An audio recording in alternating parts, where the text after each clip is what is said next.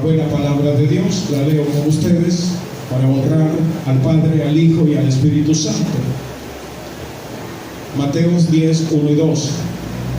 Entonces, llamando a sus 12 discípulos, les dio autoridad sobre los espíritus inmundos para que los echasen fuera y para sanar toda enfermedad y toda dolencia. Los nombres de los 12 apóstoles son estos. Primero, Simón, llamado Pedro, y Andrés, su hermano, Jacobo, hijo de Zebedeo, y Juan, su hermano. Hasta ahí. Tome su asiento, por favor. Bueno, les decía que solamente quiero retomar la lectura bíblica para sacar el tema. Y el tema está basado en el versículo 2, como les decía. Dice, y los nombres de los 12 apóstoles son estos. Primero, Simón, llamado Pedro. Entonces el tema de esta tarde quisiera compartirlo con ustedes de parte de Dios así. Un hombre llamado Simón Pedro. Amén. Un hombre llamado Simón Pedro. Y es que al finalizar nuestro año 2022, que ha sido un año para recordarlo, un año para tenerlo en mente como todos los años, pandemias, enfermedades y todo lo que ha pasado este año. Pero al estudiar la vida de Pedro, encontramos que en este hombre llamado Simón Pedro se refleja la vida cristiana, pasada, presente y futura.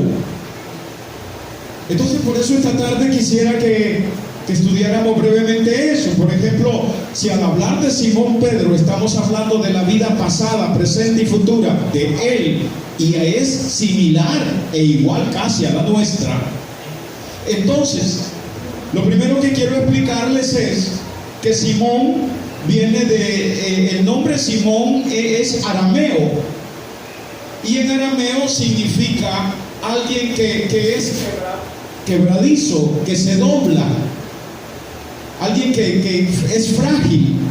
Entonces Simón significa eso, el que se dobla fácilmente y se quiebra, es frágil, es débil. En fin, nosotros en otros términos hemos dicho que es aguado, pues realmente no, ¿verdad? Pero ese es el término de Simón en el arameo. Por eso, por ahí viene lo primero. Luego vemos el nombre Pedro. Pedro en el griego y arameo a la vez es Kefa. Kefa, aunque en la Biblia aparece como Cefas, pero es Kefa en griego y en arameo, que significa roca, roca pequeña.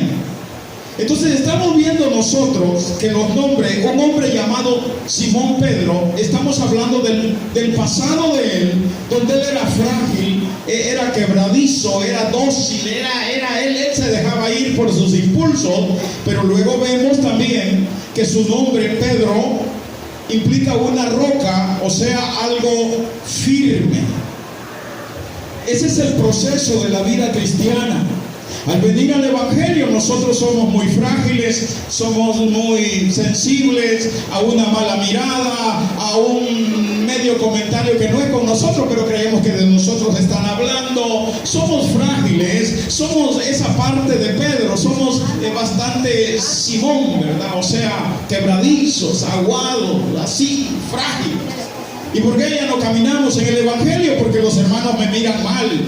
Es que ellos así ven. O sea, tienen la mirada cruzada. Entonces no hay para dónde agarrar. Pero luego vemos que Pedro es cambiado, Simón es cambiado, porque Jesús le dijo claramente, ya no será tu nombre Simón, sino Pedro. O sea, lo está transformando de una persona frágil, débil, quebradiza, a una roca pequeña, pero firme. Entonces vean ustedes que ese es el proceso de la vida cristiana.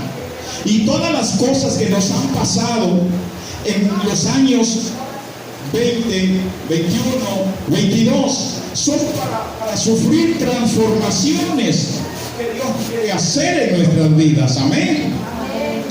Ahora, luego vemos nosotros que al final, Pedro, ya después del Pentecostés, ya se conoce como el apóstol Pedro. Ahí está, el cambio se ha dado de Simón a Pedro y de Pedro a apóstol. Entonces, todo este proceso es importante que nosotros lo estudiemos porque se aplica de alguna manera a nuestra vida, a lo que Dios quiere que seamos. Amén. No podemos vivir toda la vida en el Evangelio siendo creyentes quebradizos, frágiles, débiles, que por algo que no nos gustó en la iglesia, solo porque el que estaba predicando tomó agua, ya no le gustó y ya no viene. Tiene que cambiar esa actitud. Tiene que cambiarla y transformarse en alguien firme, estable en el Evangelio, en alguien con convicción, en alguien como una roca, no como la roca que es Cristo, pero sí como una roca, como una piedra firme, estable, que no se mueve, hermanos, fácilmente. Amén. Para eso es el Evangelio.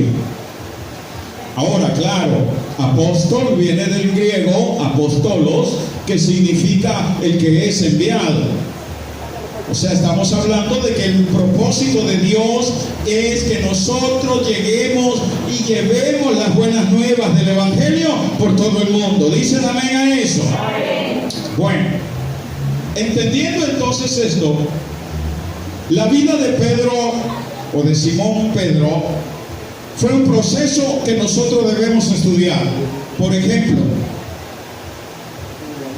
cuando yo lo veo, Jesús, cuando lo veo en la escritura, Jesús lo encuentra pescando. Entonces Pedro tenía unas redes con las cuales trabajaba. Pero seguimos caminando y cuando Jesús pregunta que quién dicen los hombres que es el Hijo del Hombre, Pedro se levanta y dice: tú eres el Cristo, el Hijo del Dios viviente. La respuesta de Cristo es: bienaventurado eres, Simón, aunque sos aguado,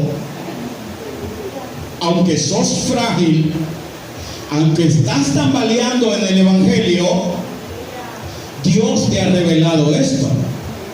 Porque Dios te lo ha revelado, no te lo ha revelado carne ni sangre. O sea, le está diciendo que aunque no es un gran creyente, aunque no es un gran hermano, pero Dios le ha revelado algo, que Jesús es el Hijo de Dios, el Hijo del Dios viviente. Por eso nadie puede irse del Evangelio, no de la iglesia o del local, no, del Evangelio. Nadie puede renunciar, por muy frágil, por muy débil que sea, no renuncie, porque algo de revelación tiene en su vida, y eso es que Jesús es el Señor, y delante de Él se doblará toda rodilla de los que están en el cielo, en la tierra y debajo de la tierra. A su nombre, ese poquito de revelación. Ahora, claro que Jesús no se lo queda ahí, le dice: y yo te digo que a ti te daré las llaves del reino. Y ahí hago un paréntesis, ¿verdad? La mala aplicación que le dan, pues, los señores católicos, que dicen que Pedro tiene las llaves para entrar allá arriba. Porque allí dice: a ti te daré las llaves.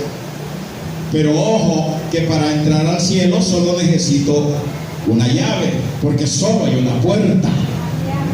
No hay muchas puertas, pero a él no le están dando una llave, le están dando las llaves, dice Mateo 16. A ti te daré las llaves, o sea, varias llaves. Y allí viene el error, ¿verdad? De que no, cuando me muera, pues allá está Pedro, y ya le voy a decir que pues le voy a apuñar al ojo y le voy a dar una maleta de billetillos ahí para que me abra la puerta. No se puede. Usted no puede chantajear allá a Pedro, porque ni siquiera Pedro está en la entrada del cielo con las llaves.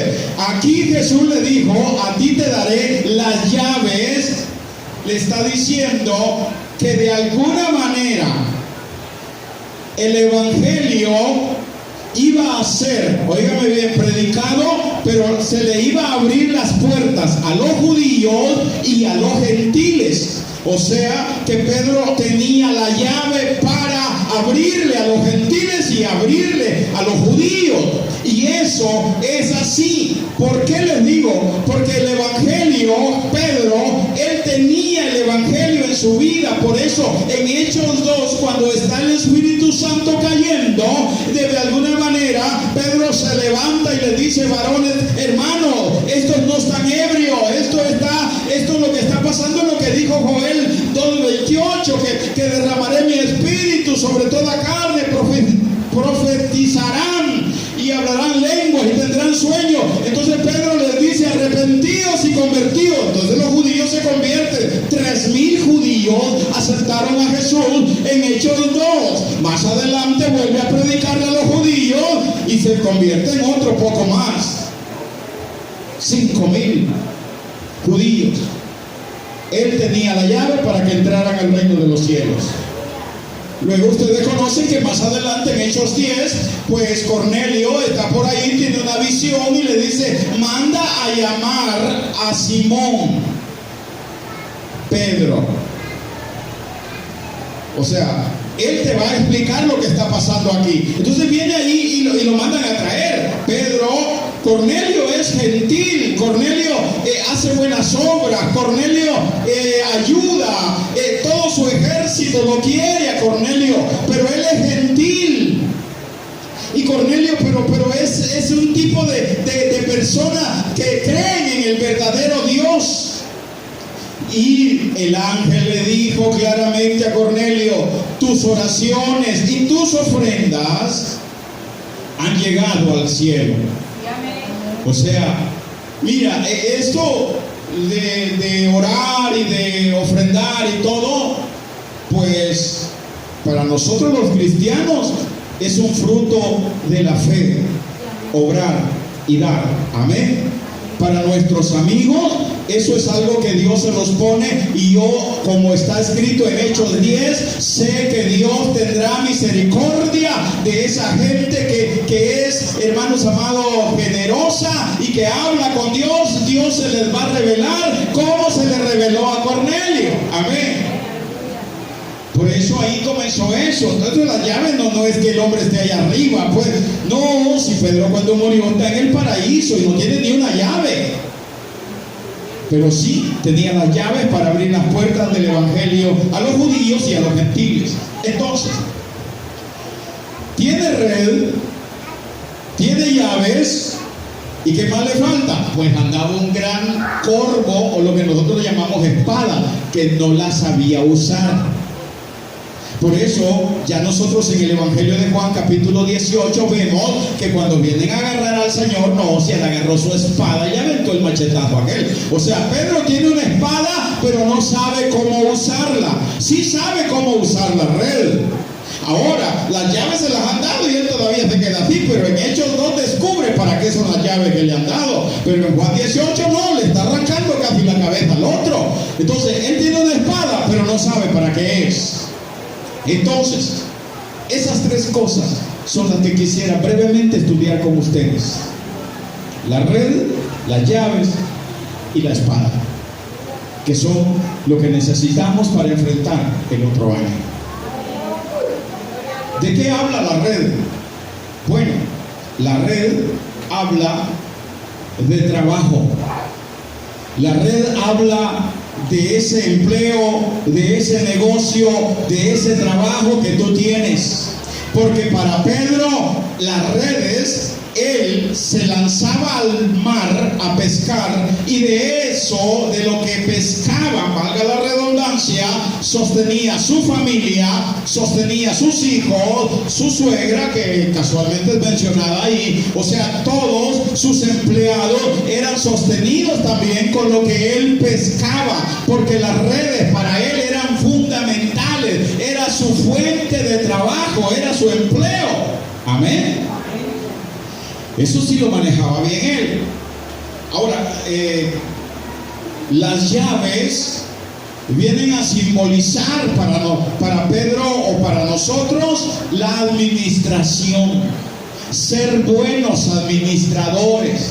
Por eso se habla en la Biblia de mayordomos.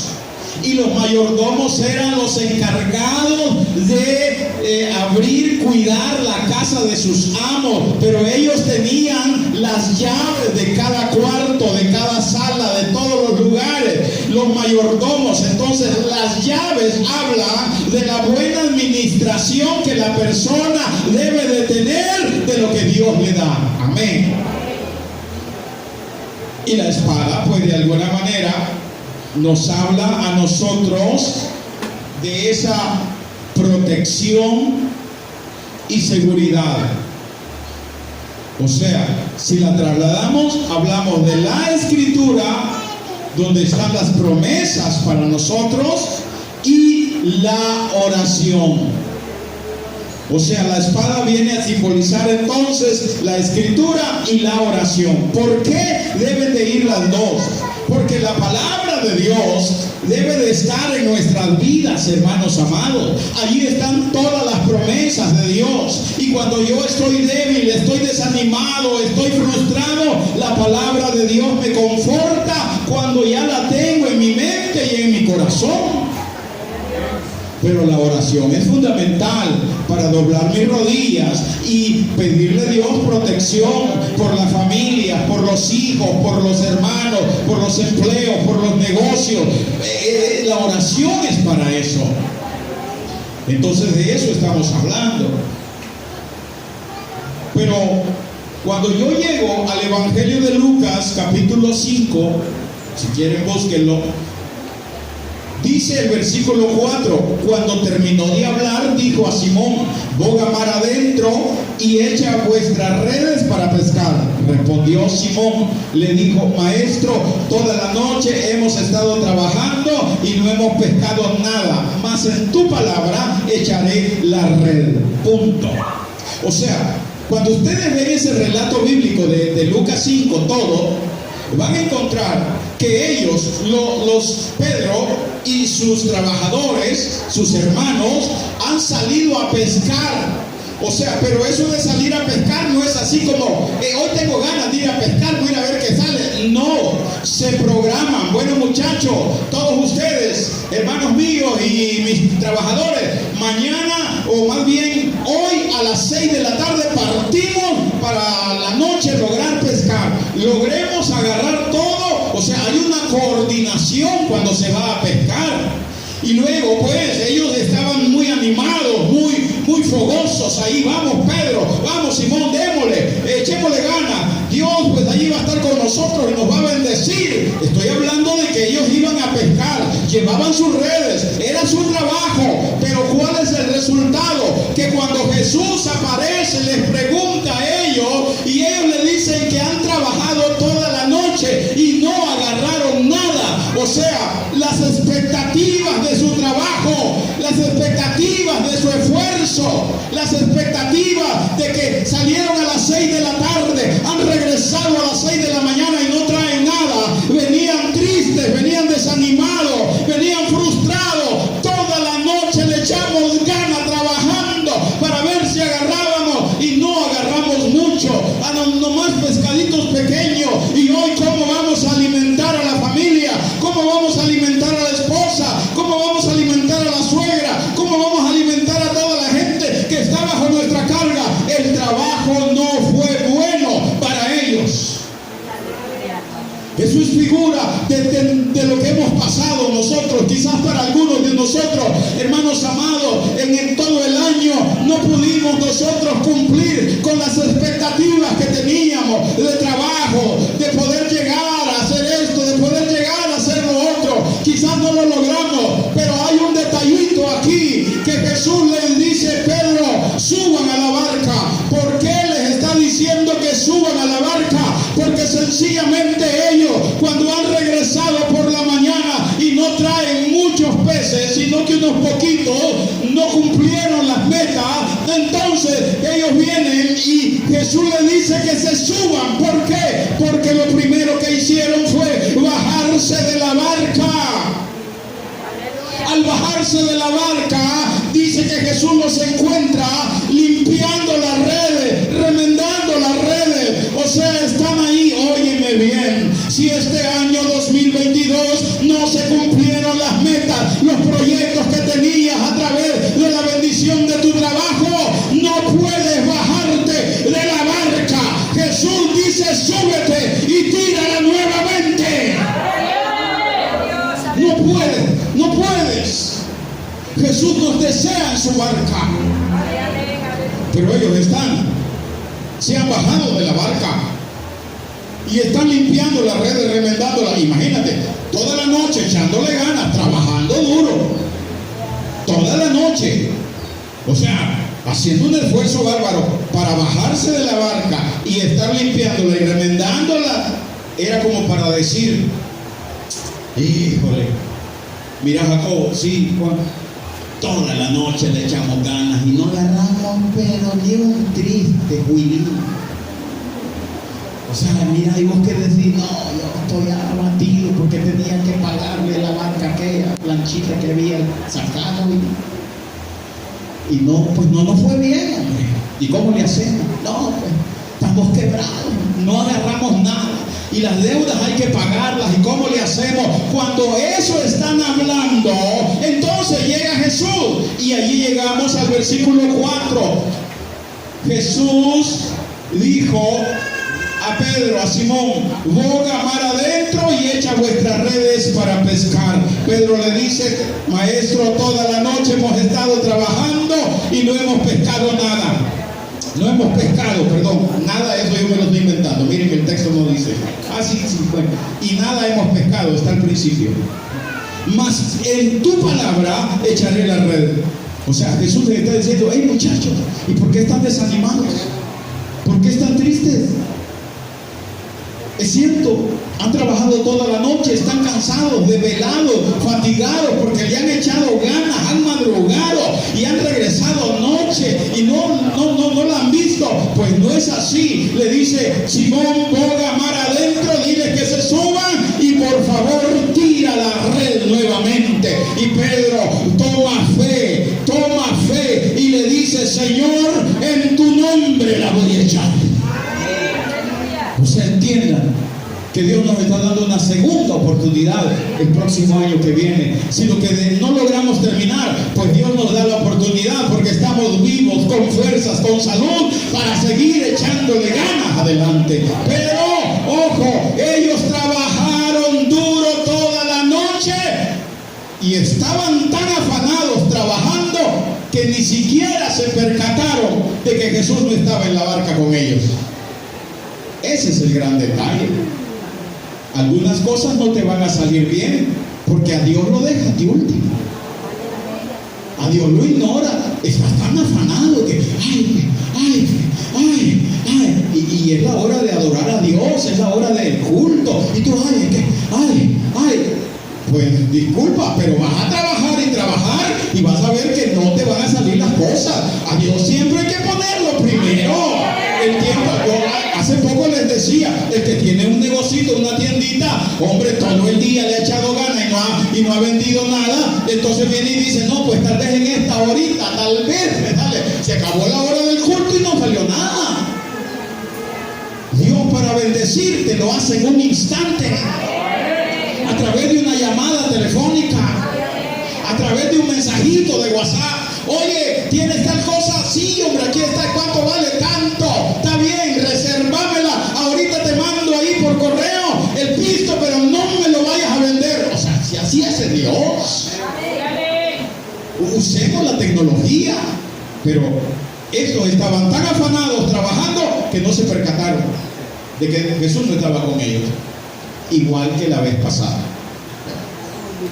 Entonces, ahora, cuando hablamos nosotros de las llaves, estamos hablando de mayordomía, de saber administrar lo que Dios nos da. Amén.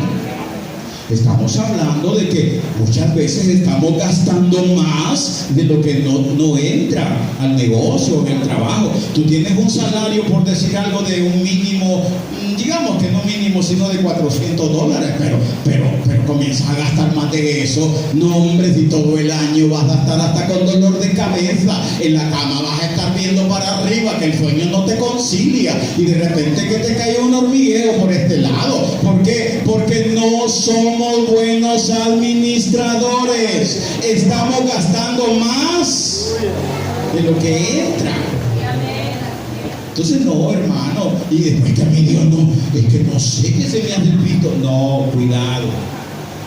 Aprendamos a ser buenos administradores de todo lo que Dios nos da. Amén. Si hoy se puede, se puede. Y si no se puede, pues no se puede. Mira, hay gente que para el próximo año va a estar como unos dolores de cabeza bárbaros. Porque fueron a sacar una lanchita con motor. De esas que usan allá en Puno. Entonces después van a estar abatidos. Lo mejor era ser buenos administradores. De eso habla las llaves. Y nosotros debemos ser esa clase de creyentes. ¿Cuánto se nos ha predicado en todo el año de ser buenos administradores, de saber organizar, hermanos amados, las finanzas, de poder gastar lo que de veras está en nuestra capacidad gastar? Si se nos ha predicado mucho, pero nosotros no hacemos caso. Aquí nos entra y por aquí nos sale. Entonces, todo esto se los digo porque Dios siempre nos bendice. Amén. Dios siempre nos bendice. Fíjate que, pero yo los entiendo a ustedes, a todos los que trabajan, a los que tienen un negocio, yo los entiendo. Porque yo he trabajado 37 años en una empresa. Y cuando yo trabajaba, gastaba y gastaba. Ahora ya no gasto. Ahora tengo que ir con medida si gasto o no gasto. Cuando le digo a mi esposa, mira hija, nos podemos ir a tomar un cafecito porque tengo $10 que me han sobrado. ¿A dónde? ¿Quieres ir? Al banco. De un solo. Bueno, digo, ahí me alcanza. Hasta me van a dar 2 pesos fuertes. O sea, pero no te vas a tomar un cafecito allá a Valdés, que así es la tacita y la quesadillita que te dan así y te salen $12. O sea, que te dan ganas de llorar, pues. O sea, porque allá en el kiosquito de Valdés, chiquito. Yo una vez le dije a mi esposa, andamos $20, vamos a ver cuándo vuelto no da. Cuando trabajaba, por supuesto. Pero curados, ya no volvemos a ir ahí, mejor compramos café listo. Y ahí estamos satisfechos. Entonces, uno tiene que ser buen administrador. Amén. Dios nos va a bendecir este año. Confiéselo, dicen amén a eso. Dios nos va a bendecir este año que viene. Dios nos va a bendecir.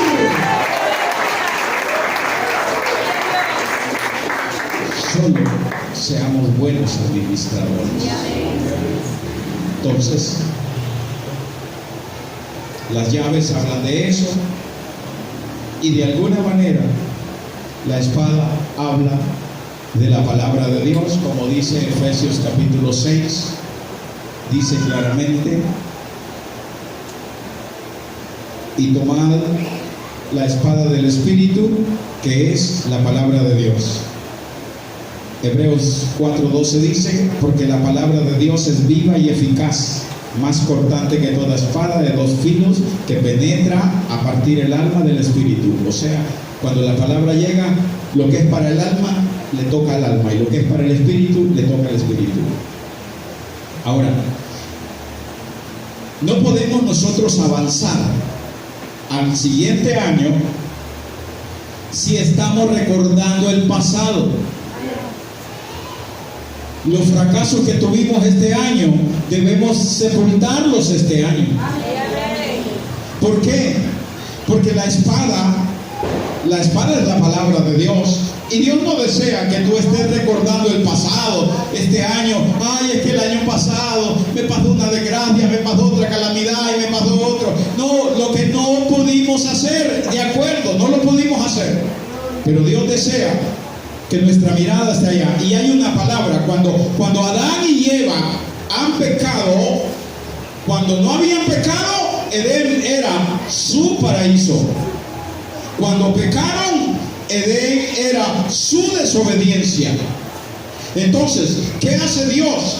Que cuando los expulsa del paraíso a Adán y Eva, pone una fuego encendido ahí revoloteando la entrada del Edén. ¿Por qué? Porque Dios no desea que Adán y Eva vuelvan a la desobediencia.